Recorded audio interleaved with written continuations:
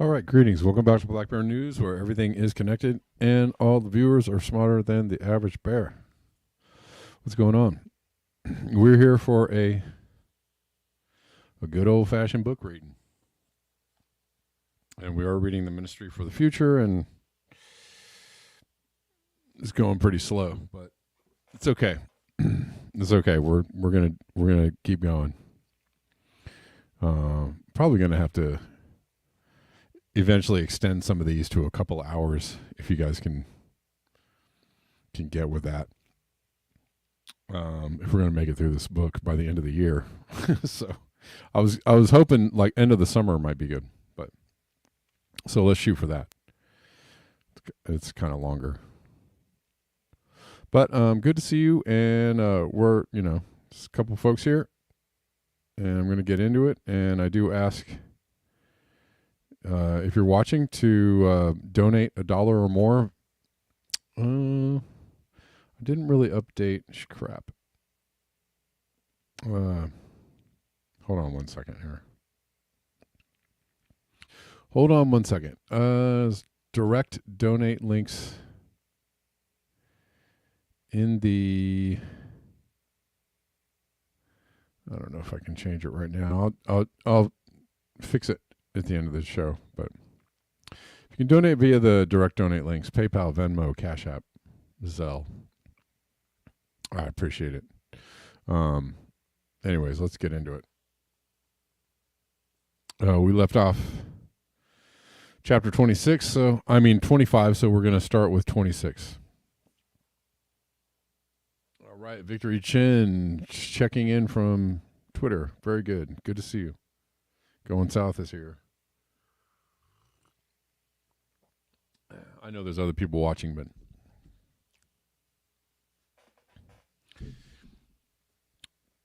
you can remain anonymous if you wish. All right.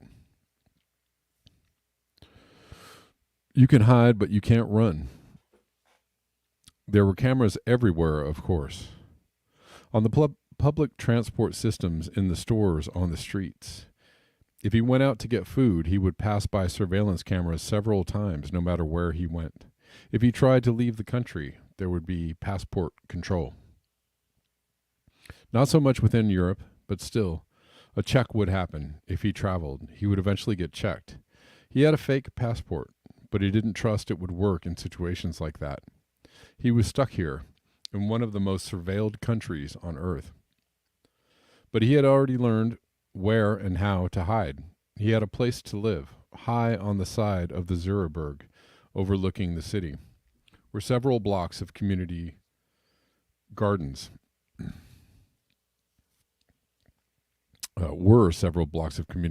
These plots of terraced and cultivated land were studded by little wooden garden sheds, storage containers for tools and fertilizers and pesticides and the like. One of them had a sidewall panel he had pried off in a way he could glue back into position, and once inside the shed, he could replace the panel and lie on the floor in his down sleeping bag and be gone by dawn, leaving no sign of his incursion. This shed he could use as his base. He could hide in Zurich himself. His fake passport had been the passport of a man back in the States who had died and never had a death certificate filed. Frank's photo had been inserted into it, and to that extent, he was this other man, Jacob Salzman. It would stay good for another 3 years, and he had created a credit card in that name and some money in the account, and he had converted most of his remaining money to 50-euro bills. He had a visa for his fake ID that allowed him to stay in Switzerland for most of the coming year, and a supposed job back in America, and an apartment rented in that name down in the city. All that had gone well over a year ago. There were cameras at the entrance to the apartment building, of course. But the back door that led to the trash compactor didn't have a camera, so he would come and go by that back way sometimes and use the apartment's bathroom. As Salzman, he was a member of one of the lake swim clubs and could use those facilities too. And all day he could walk. He could wander without revealing his presence in any obtrusive way. He ate from food stalls that didn't have cameras and bought other food from Migros and spent his days in parks where the cameras were few. There he lived a life that was not much registering in the system, but was not flagrantly off-grid either, just low profile, no doubt, after kidnapping a UN ministry head and forcibly entering her apartment and spending a night haranguing her. He was the subject of a big police search, not to mention what had happened down at Lake Maggiore. Salzman might have to be abandoned, but for a good while at least, he could just hide a kilometer or two from the minister's apartment, and so, for the time being, he did.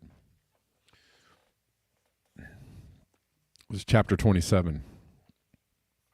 Now Mary had a new problem, 24-hour police protection. Of course, there were worse problems to have, but it was surprising how upsetting it was to Mary until she considered it. She had lost her life, or at least her habits, her privacy. Sad to consider that these were much of what her life had come to. After the police were done with their questions and investigations that night, she went to bed and tried to get some sleep, and failed. Police officers were still in her kitchen and downstairs outside the front door. That was likely to remain true for the foreseeable future. She damned her kidnapper with a million damns. She was hating him more and more, the more she thought about it. Even though what he said had nagged at her, even though the memory of his face troubled her, his wild-eyed conviction that he was right. Usually she disliked and distrusted people like that, but he had been different, she had to admit. A terrible conviction had been forced into him. His brush with death had made him mad. Although in the end, he had only shouted at her, kidnapped her to argue with her, then also her bathroom door swinging shut on her in some ways, he had fought hard to hold it together, to do nothing more than persuade her. Words like fists to the face, paper bullets of the brain. It was enough to make her heart hammer all over again. Her face burned with the memory. So she went into the office that morning in a very foul mood. They had promised her that they would keep her apprised of their progress in the case, but she doubted she would learn anything important or timely. The young man had seemed confident of his ability to hide. That in itself was strange. No one should have that confidence, especially not in Switzerland. She wondered if he had some hideaway in Zurich or near it, so that he could get to it quickly and go to ground. Wouldn't have to go on the run. She would find out later, or not. Meanwhile, she would be accompanied by bodyguards wherever she went, and some polite Swiss woman or man, or a trio of them, would be installed in her apartment with her. Damn. The damn fool. She could have killed him. At her office, people crowded around her and commiserated and such. She ordered them to get back to work and contacted Badim. He was on a train back from Geneva and texted his condolences. He had just heard. He would come to her office when he got in. He hoped she could meet him for lunch. That was good, actually. Get out of the office and talk frankly where no one could overhear. Require her new bodyguards to keep a distance. So just after noon, Badim entered her office, and he went to her and briefly held her hands, looked at her closely, gestured at a hug he didn't enact. They left the office and walked to the tram stop, brought sandwiches and a chocolate bar and coffees, and walked back toward the office until they came to the little park that overlooked the rounded green copper roofs of the ETH and the city across the river to the west. They sat on one of the park benches. Her bodyguards were a couple benches down, the obvious bodyguards anyways. Mary had had to think about what to say to Badim, and in this matter, as in everything else this morning, her exhaustion caused a flurry of contradictory thoughts to ricochet around her in her. Something in her was resisting the idea of telling Badim the full story of her night. Not that she could avoid it entirely. I had quite a night last night, she said. I'm so sorry, he said. Are you all right? I'm all right. I guess I was being surveilled. And they saw me go into my apartment with the guy, and they came back to check up on me. An hour later, I must say. Must have been camera stuff. And when they saw it, they came over. He slipped away while they were inquiring. So I heard. I'm glad you're okay. Are you okay? No. I'm sorry. They ate in silence for a while. The city was its usual forest of cranes over gray stone. No sight of the Lamont from this vantage. To the south, just a narrow arc of the lake with the long hill that ran south from the Uetliberg backing it.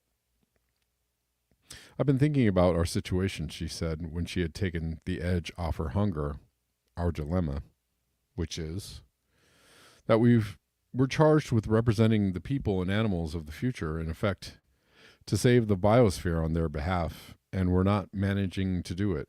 We're failing to do it because the tools at our disposal are too weak. You said something like that the time we walked to the lake. The world is careening along toward disaster, and we can't get it to change course fast enough to avoid a smash. Badim chewed on his sandwich for a while. I know, he said.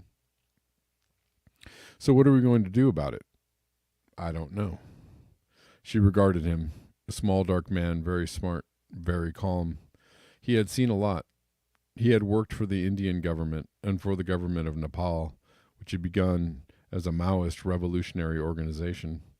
He had worked for Interpol.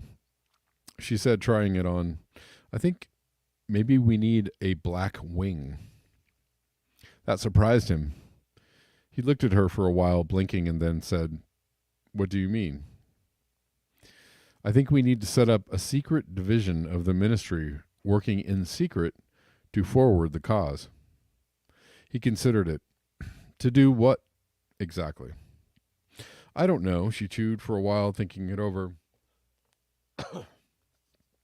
Her kidnapper's vivid glare, the fear she had felt. I don't like violence, she said after a while. I mean, really, I'm Irish. I've seen the damage done. I know you have too. Secret wars, civil wars, the damage never goes away from those. So I don't mean killing people or even hurting them physically. We're not the CIA here. Give me 1 second.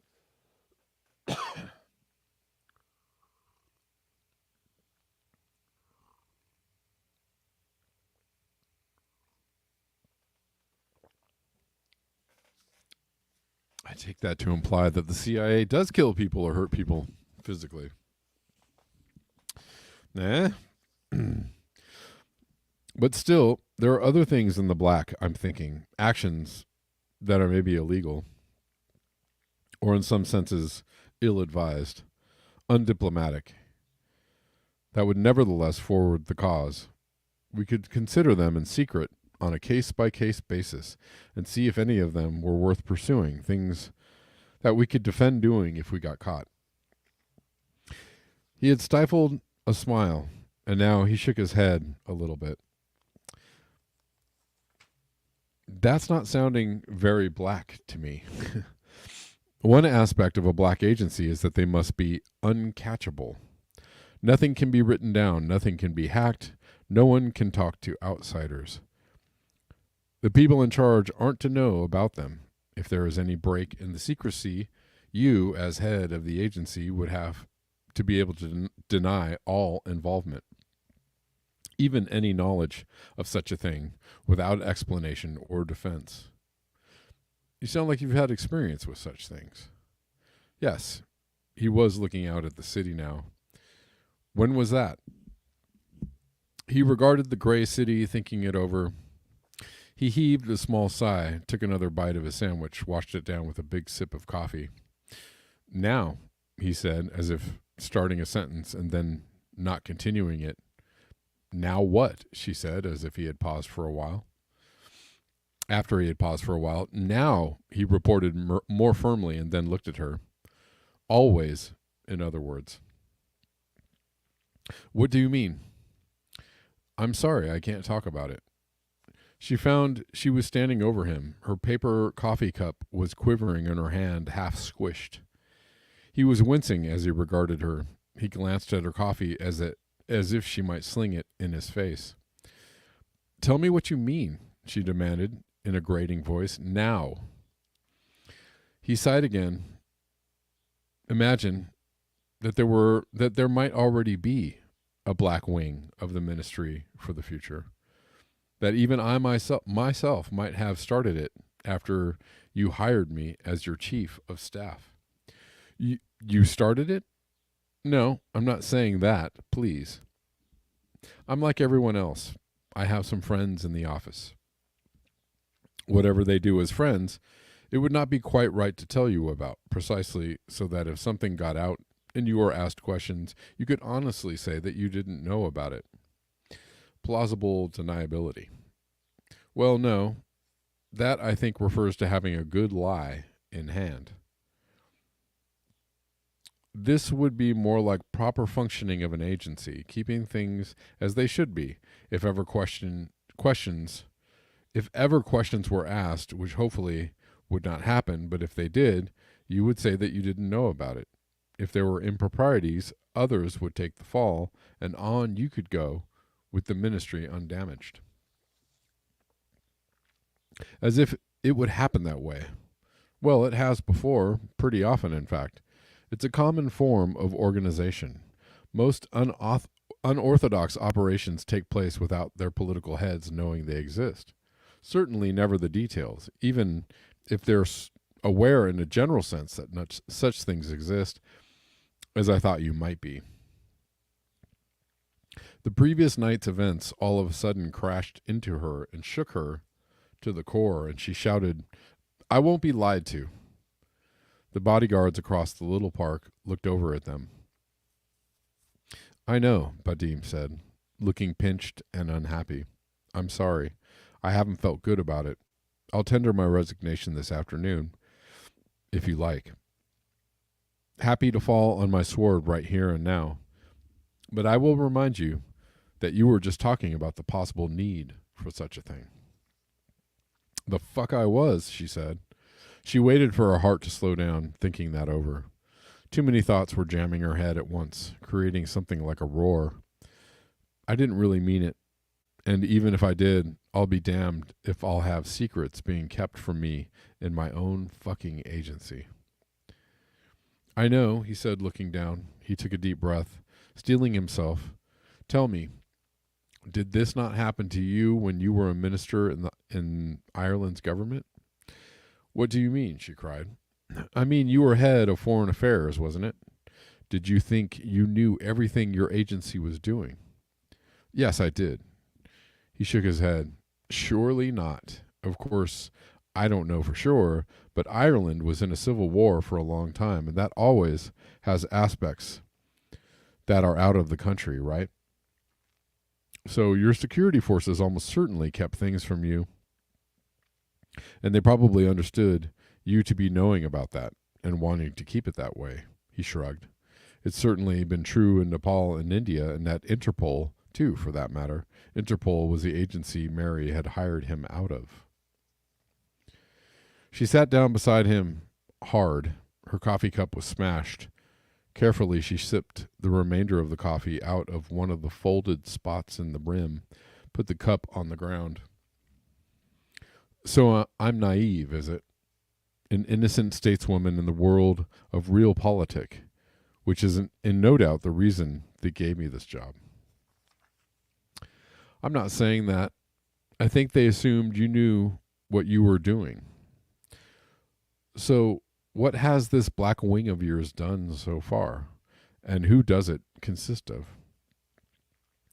Well, but this is just what you should not be asking. No, please. He held up a hand as if to ward off the blow she was about to give him. People might resign if they knew what their actions were known, that their actions were known to higher ups. Anyway, you might not even know these people. I'm not sure how acquainted you are with our whole staff. He watched her calm down. She picked up her crushed coffee cup and sipped from it again. I'm head of whatever happens operationally, he went in a low tone, as if sharing a secret to conciliate her. That's what a chief of staff does. People who help me when doing the needful gets tricky. They would naturally come from various divisions. Cybersecurity, of course. It's in the nature of their work to be preemptive sometimes. NatCat guys are often helpful. They're used to getting dirty. I mean, just physically dirty, working with machines and such. They're at the coal face. They see the damage being done and they get impatient to do something about it. That struck a nerve, and her sleepless night came back all in a rush. Not that it had ever left. Her stomach was a knot that the sandwich didn't quite fit into. I met someone like that last night, she said. She reached out and grasped the back of Badim's hand. That's the kind of person kidnapped me last night. He was sick of doing nothing, of nothing happening. I'm sorry, he said again. He turned his hand up so that it held hers. Tell me what happened. She took her hand back and told him briefly, leaving parts out. We probably should have been guarding you more closely, he said when she was done. It was close enough, as it turns out. Besides, I think you offered it once, but I said no. I hate that kind of thing. Even so, it might be just for a while. They'll probably pick this guy up soon. I'm not so sure. It's hard to stay off the grid for long, but not impossible. No, he admitted, not impossible. She shifted back into the bench, shuddered. Really, things were fucked. She needed to sleep.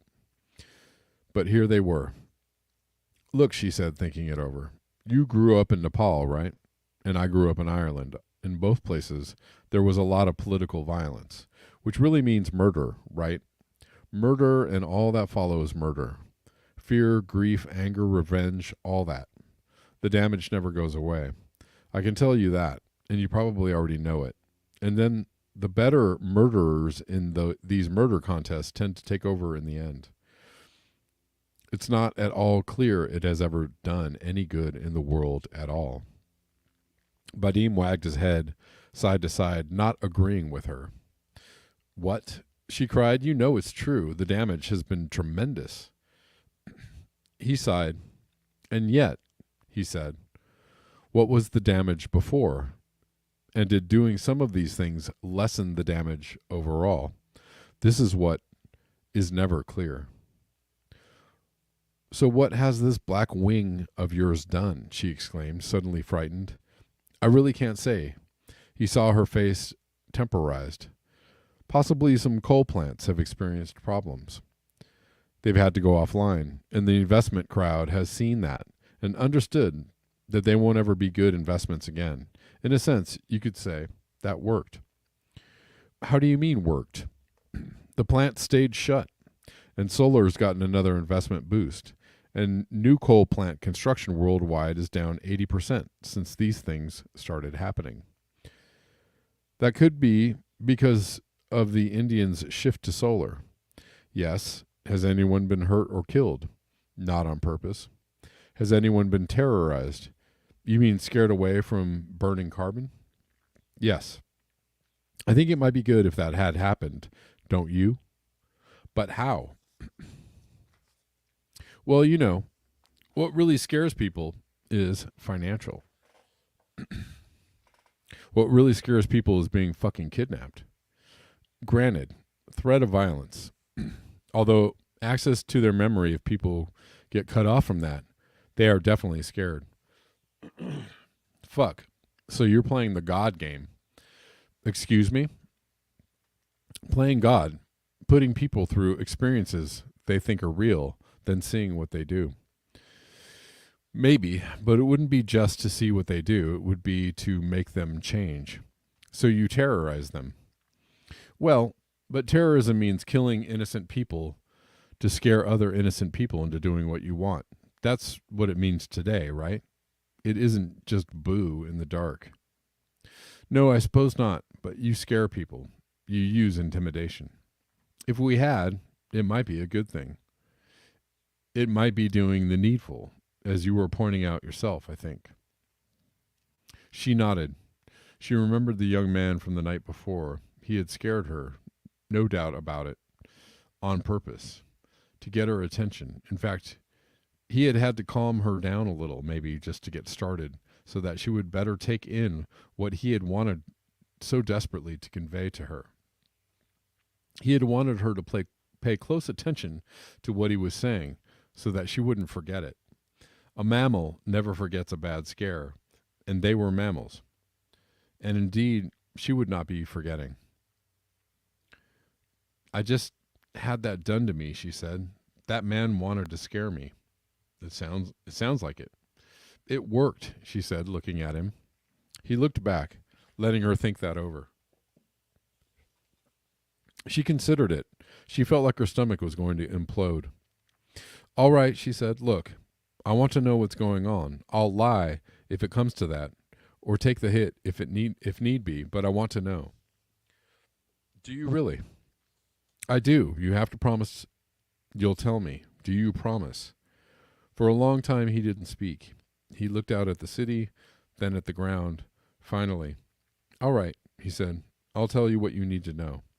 Everything. No. Yes. No. He looked her in the eye. I can't tell you everything because, look, there might be some people who deserve to be killed.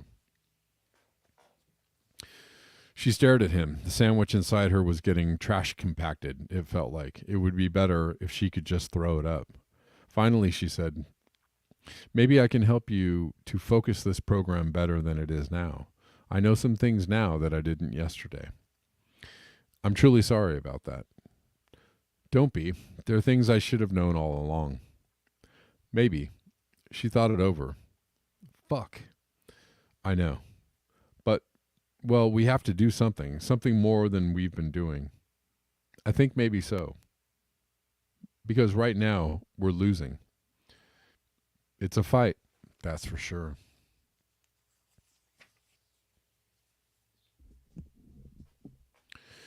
All right, we're heading into chapter 28. And I'm already losing steam.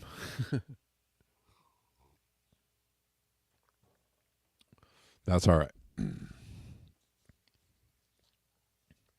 The Hebrew tradition speaks of those hidden good people who keep the world from falling apart. The Tzadikim Nitzarim, the hidden righteous ones. In some versions, they are 36 in number, and thus are called the Lamed Vav Tzadikim, the 36 righteous ones.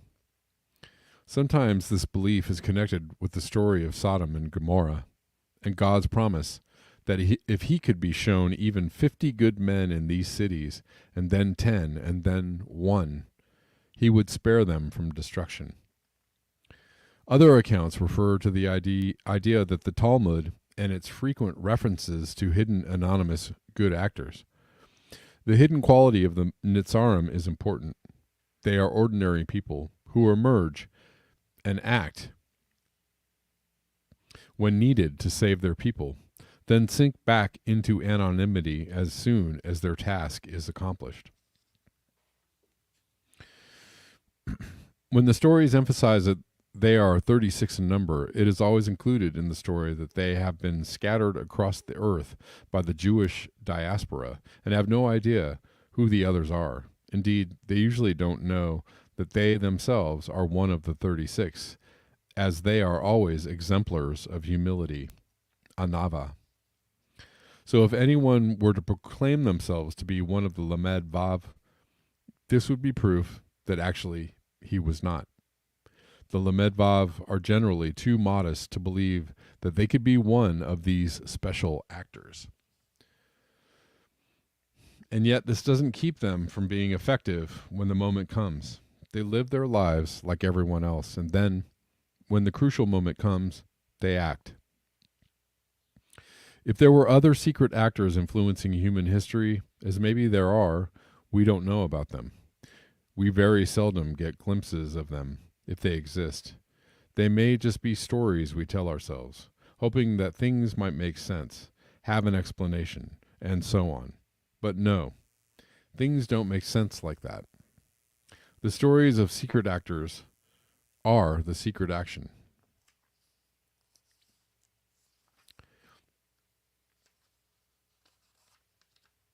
And I think that's it for chapter 28. And moving on to chapter 29. We set up camp on the Thwaites Glacier about 100 kilometers inland from the coast of Antarctica. Thwaites was chosen because it was one of the fastest moving big glaciers, combined with a fairly narrow gateway to the sea relative to other glaciers in its class. There were about 50 glaciers in Antarctica and Greenland that were going to dump 90% of the ice that was going to end up in the sea in the next few decades. And in that group, this one looked like one of the best test subjects. So there they were. Oh, thank you, Gene. I appreciate you too. The camp was a typical Antarctic field camp of the larger variety. A runway long enough for C-130s was secured. This meant landing first in Twin Otters, then checking a 2-mile stretch of ice to make sure there weren't any unseen crevasses. Blow up and bulldoze any crevasses you find. Eventually you get a full landing strip. After the C-130s could land, a few Jamesways were flown in and assembled to serve as galley and commons. These Jamesways are basically insulated Quonset huts of World War II vintage. They are floored half cylinders, very simple, easy to assemble, and pretty energy efficient. These that were set up were powered and heated mostly by solar panels, as this was a summer camp and the sun would be up all the time. A few tents for people who like to sleep away from the huts. I'm like that myself, and a couple of yurts, like the Russians use. When we were done, we had a little nomad village, colorful against the white background, yellow, orange, khaki, red. The drilling equipment was one of the ice coring systems that have been operated for a long time in Antarctica to get core samples, or drill down to subglacial lakes, or get through an ice shelf to the ocean below. They shoot hot water at the ice through a thing like a giant shower head and melt it. As the ice melts, the drill head goes lower and down it all goes. The meltwater gets pumped out, and the hole can be sleeved with a heated sleeve if you want to keep it open, which we did. Some of the meltwater gets recycled into the drill head's feeder tank to be reheated. The rest gets piped away and dumped where it can spill out and freeze without messing anything up. Progress down the hole is slow by some standards, fast by others. A typical speed for a 2-meter diameter hole is about 10 meters per hour. Fast, right? It's a lot easier than drilling in earth or anything else hard, although you do need a lot of power to heat the water. That used to mean burning a lot of diesel fuel, but solar will work too if you've got enough of it. This time when we got to the bottom of Thwaites, about 900 meters down from the surface, water came up the hole, but not all the way to the surface. It was under stupendous pressure from the weight of the ice on it, but no matter how thick the ice, the water under it gets shoved up the hole only about 90% of the way. The physics of hydrology dictates this, although we ran a pool anyway to see who could guess the actual height of the rise the closest, because there are always variants in play that mean the actual level in the hole will range a few meters one way or the other. In any case, about 90% of the way to the top, so the energy needed to pump water the rest of the way to the surface was not that great. So we did that, but no matter how much we pumped out, it was replenished from below. This was the crucial question. Could we empty out the water down there? Would we be able to pump up so much that there was nothing left to pump? There turned out to be a lot of water under the Thwaites, as predicted. Bigger and bigger summer pools of meltwater on the surface had run down moulins, which are like vertical rivers that run down cracks in the ice. The water bottoms out on the bedrock and then lubricates the slide of the ice over it until the ice is like riding down a water slide. The glaciers are therefore becoming more like rivers than ice fields, flowing almost as fast as some flat country rivers, but with 100 times more water in them than the Amazon, or even more. And the water in the Amazon was rain the week before, but the ice in Antarctica had been perched up there for the last 5 million years at least. So we're going to sea level rise big time. So if we could pump that subglacial water out from under the glacier, the ice would thump back down onto bedrock and slow down to grind it out speed that used to be normal. After that, we would keep pumping subglacial water out, and the ice would stay grounded on the bedrock, and it would stay at its old speed, deform viscously, shatter in crevasse fields, all the usual behaviors, and at the old speeds. Thus the plan. We were here to test the method. Some said the water at the bottom would get mixed with glacial silt until it was the consistency of toothpaste, and hard or impossible to pump up. Others said the silt was long since gone, the bottom clean as a whistle after millions of years of scraping, and the new water down there would be pure, and therefore gush into the sky the moment we punctured the ice, wrecking everything and maybe drowning or freezing us, or both. People good at hydrology scoffed at the last prediction, but you had to try it to be sure. We could only be sure by testing it. So we got that first well melted, and the water came up about 87% of the hole, so that I won the pool. "Come on, Pete," they said. "You can't win a pool you set up yourself." "Sure I can," I replied. And we pumped water from the top of the column, and it kept refilling to the same level. This went on for 4 days. All good. But then the water from below cut off abruptly. Some shift in the ice down there had presumably cut off our hole. Like capping an oil well, some said, but not really. A shift in the ice, I reckoned. There was a crevasse field about 30 kilometers upstream that made me wonder how far downstream the ice was broken up. Anyway, not good. Clearly, if the method was going to work, the wells were going to have to be kept open. So it was a question of whether our cutoff was a typical thing or an unusual accident. We also had to find out if we could fix it, reopen it, in other words, and then prevent whatever had happened to it from happening again. Failing that, we would have to abandon it and presumably start a new one. But if we couldn't figure out the problem, and if this was what was going to happen all the time on these quickening glaciers, maybe the whole idea wasn't going to work. A team was dispatched out to us to run some seismic tests, also to bring in more cameras and other monitors to drop down the hole to see what we could see. We had to wait out a windstorm for them to be able to fly in. So for a couple days, there was nothing to do. I thought we were going to be able to figure it out, but the mood in the dining hall got more and more what you might call apprehensive. "Pete, this might turn out to be another fantasy solution," one of my postdocs said to me. "One of those geoengineering dreams of redemption. Silver bullet fix that just shoots us in the head kind of thing." "Hey," someone else said, "geoengineering isn't always just a fantasy. The Indians did that sulfur dioxide thing, and that worked. Temperatures dropped for years after that." "Big deal," someone else replied. It was a big deal. But it didn't do anything to solve the bigger problem. Of course not. But it wasn't meant to do that. It was a fix. "Right. But look, Dr. G, even if we could get this to work, the glacier would still move downstream, so eventually the whole pumping system would get swept out to sea. It would have to be rebuilt up here again." Of course, I said. It's like painting the Golden Gate Bridge. All kinds of things have to be done like that. Maintenance stuff. Besides, what's the alternative? Someone pointed out.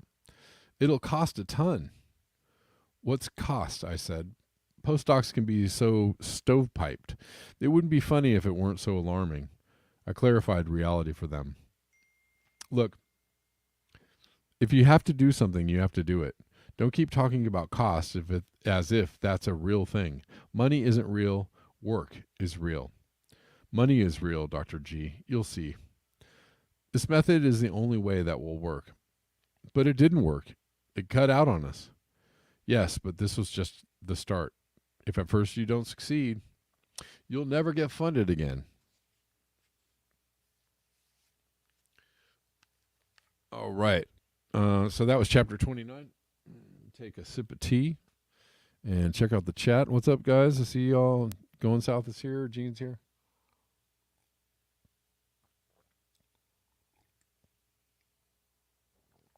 And let's see.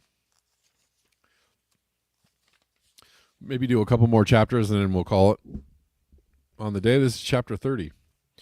When thinking about the suspended years before the great turn, what some have called the trembling 20s, historians have speculated whether it was part of the great turn itself or the last exhausted moments of the modern period, or some sort of poorly theorized interregnum between the two.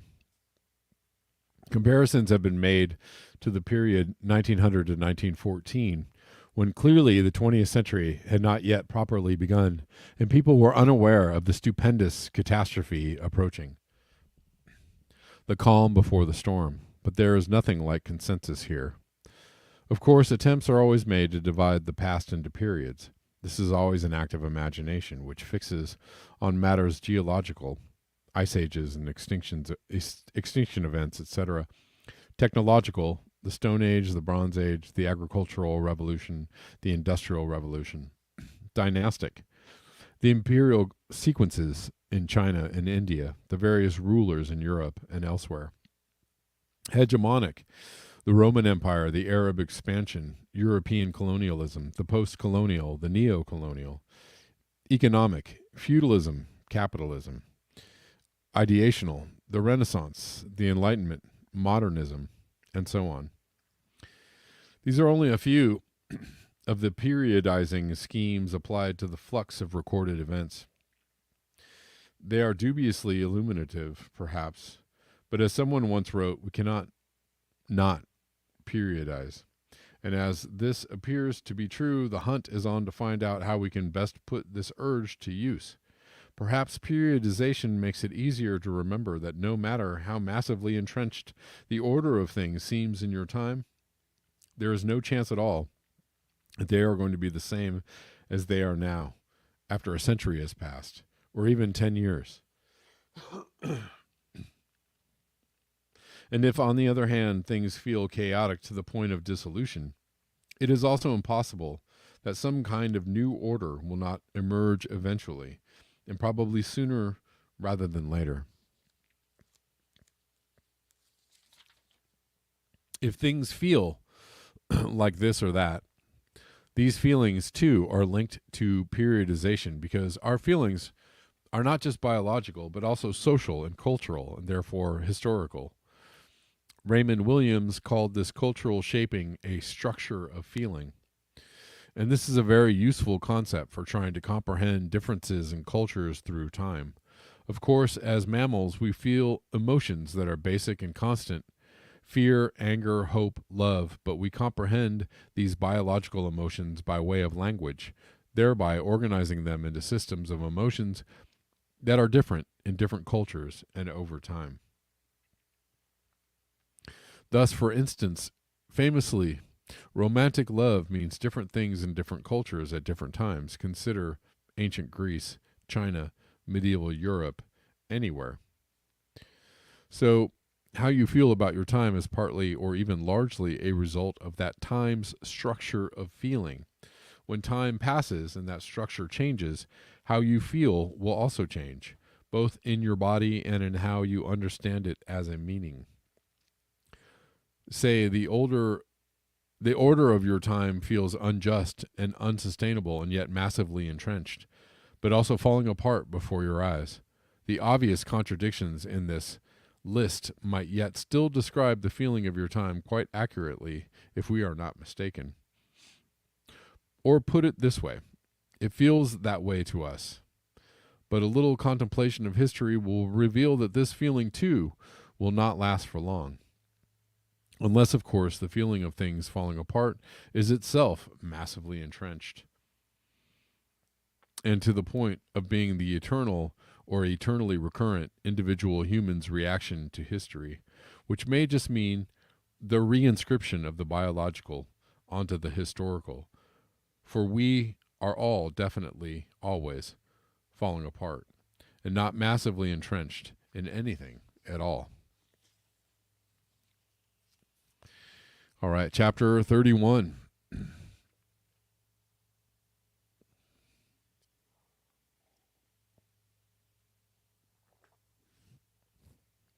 India is now leading the way on so many issues. We remain horrified by the memory of the heat wave, galvanized, if not unified, then nearly so, in a broad coalition determined to re-examine everything, to change whatever needs changing. You see it all around you.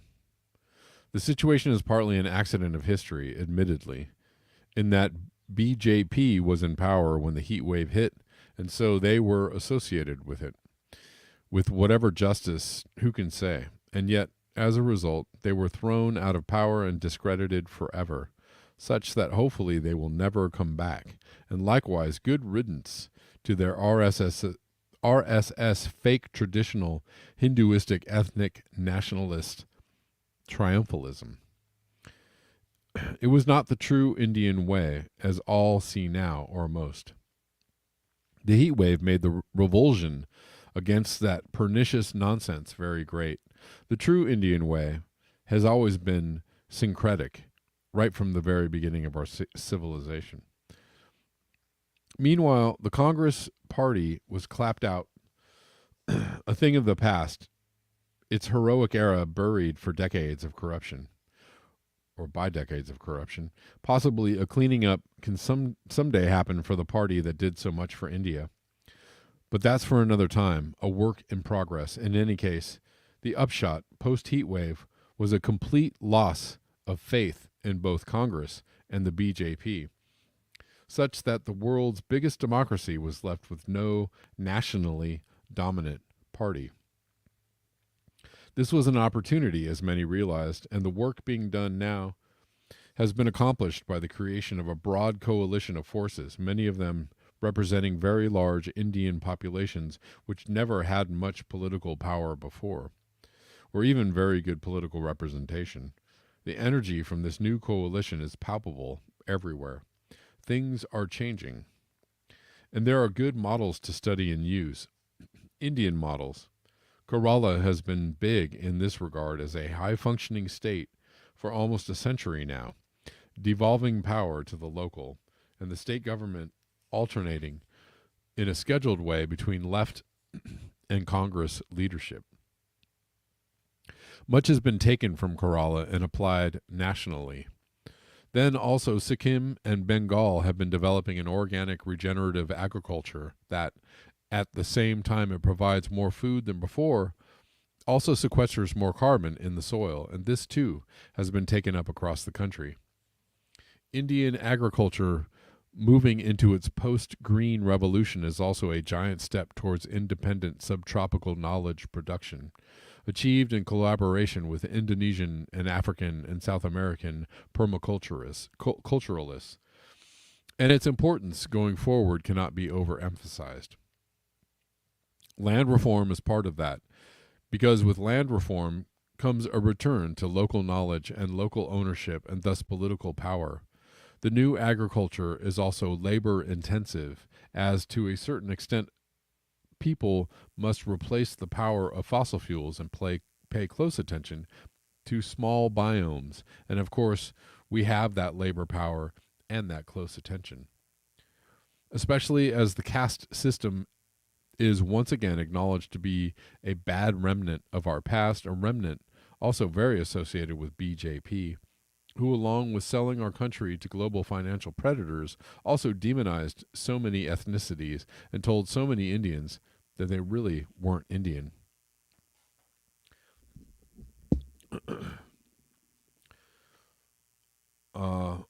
Now it's time to wipe that slate clean, and you see all the castes, including Dalits, joining society fully. Also, all languages put on the same footing legally, as well as all the ethnic groups and religions across the country. Now, we are all Indian together. It is truly a coalition, which makes the name of the party very apt. May the coalition hold. Certainly, its work so far has been admirable. Since sweeping the elections, the National Coalition government has completed the nationalization of all the country's energy companies and set to work decommissioning all coal-fired plants. Completing the clean electrification of the country is being accomplished by construction of massive solar power arrays and then electricity storing facilities and a refurbished national grid. This again has been labor intensive, but India has a lot of people and lots of sunlight and lots of land. The coalition was very willing to take ideas from elsewhere, even from the Chinese, who have much to teach us about nationalization. It's a very strong feeling now that India belongs to Indians, that Indians are not to be sold by other Indians as cheap labor to fill the economic needs of global capital. The colonial and even the post-colonial days are over. It is the new India now, and everything is to be reconsidered. Many a time we now say to each other, when the arguments get intense, as they always do, "Look, my friend, never again." Never again. This reminds us all of the heat wave and the stakes involved, but it is also a more general rejection of the bad parts of the past.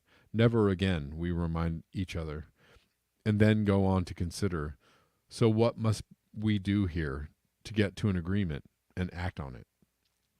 And so India is coming into its own. We are the new force.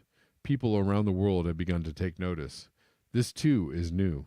No one elsewhere has been used to thinking of India as anything but a place of poverty, a victim of history and geography.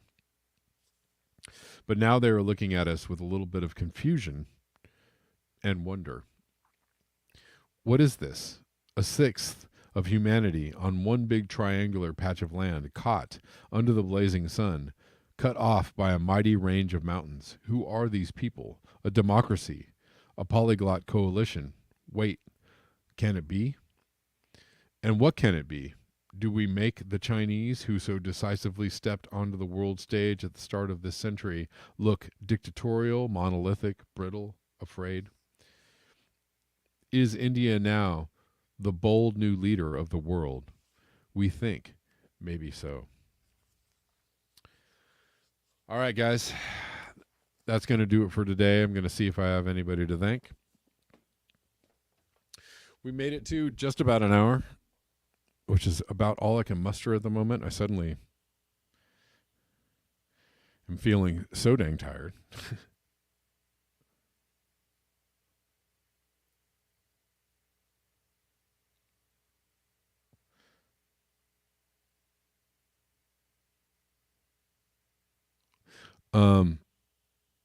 Let's see. Hold on one second. Give me a moment.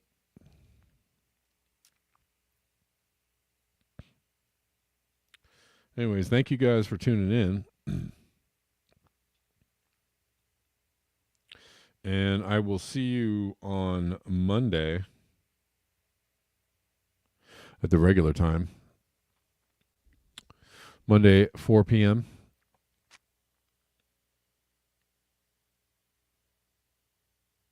And we will talk about the possibility of maybe a new time for the show. I don't know. We'll see how it goes, because things are going to change Tuesday, possibly. So I'll see you guys on Monday at 4 p.m. Thanks for being here. Thanks for listening. Until next time, peace.